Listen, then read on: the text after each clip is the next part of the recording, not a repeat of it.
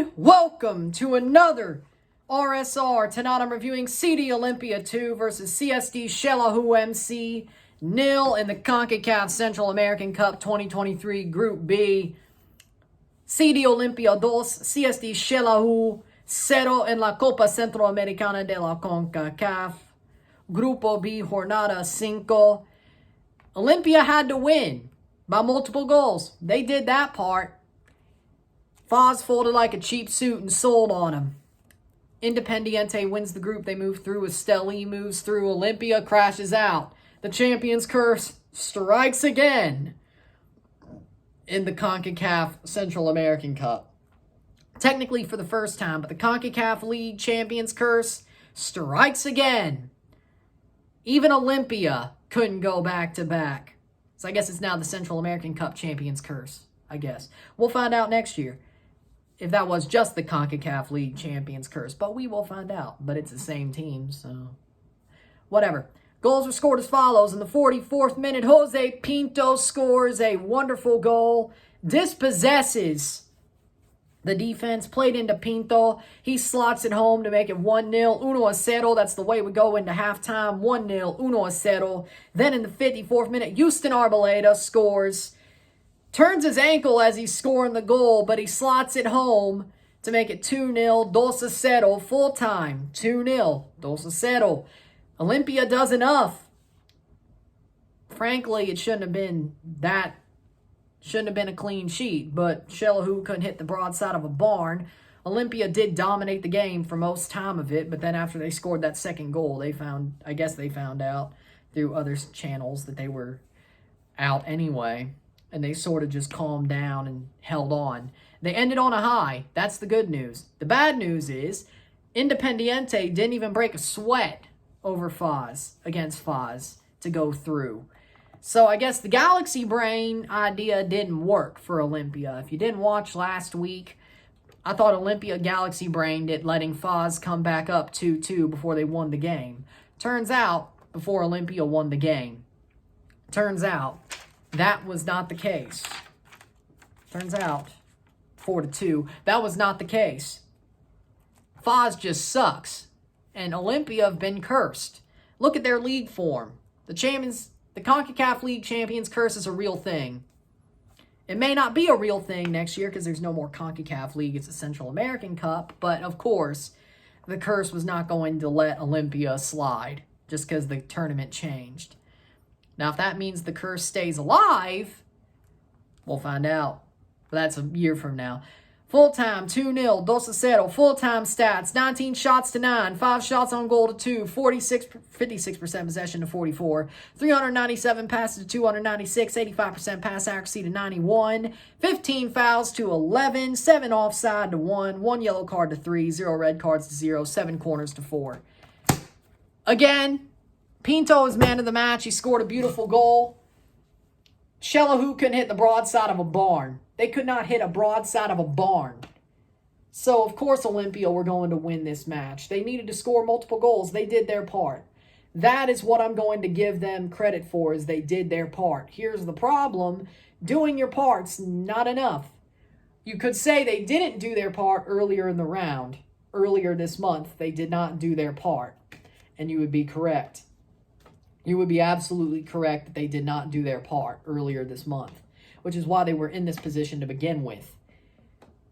Again, I guess it's not just a slogan. It's hard to win here. That's the slogan. It's hard to play here. It's even harder to win here. They're damn right. And you could say, but you've been watching. You should know. I didn't think of that slogan. I normally think of cool shit like that. So they got me beat, is the point. I normally think of cool stuff like that. I normally think of the slogans like that. I didn't. Maybe I'm a little bit jealous, but no, they're right. They're right. It is hard to win here. Even if you're the best team in Central America. Más grande el Centroamericana. Saprissa fans are going to be absolutely pissed at me for that one. I don't know what it is. Like, legitimately, Speaking of, Saprissa fans and Olimpia fans hate each other's guts. I don't know if you've noticed this. They hate each other's guts. Saprissa thinks Olimpia's a Equipo Chico, and Olimpia thinks Saprissa's a joke. Just look at their Instagram comments. I didn't know this until when this tournament started. Olimpia looked like they were about to get champions cursed. Then the Saprissa fans came out the woodwork. So, even if you're Mas Grande El Centroamericano, you still could lose in this tournament. Well, then again, Olimpia did suffer from the champions curse back in 2018. So, I mean, this is nothing new, isn't it? It's nothing new because they've won 2 CONCACAF leagues. They won the first, they won the last. They suffered from the champions curse, which is what happens. They've done it before. This is nothing new.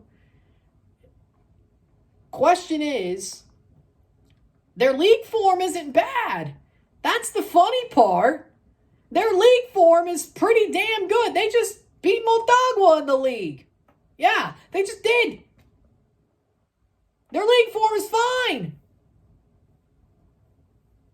What the hell is going on? Like, that's just what makes this weird.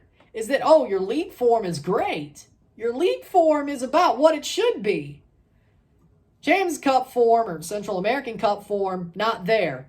Not even there. Not even a lick. And that's the weirdest part. To me, why is the form so different? That's why I think it's a curse. That's why I think it's a curse. I mean, yes, of course, it's hard to play here and all that jazz. But, again, it's a curse because look at the form. Look at their form in Liga Nacional versus this. It's like, yeah, this makes no sense. I mean, Real Esteli doesn't lose at home. They haven't lost at home in 30 games. They played them in Esteli. They lost by 1. They drew Independiente. And that was at home because they played Faz in Salvador. How did that happen? I couldn't tell you.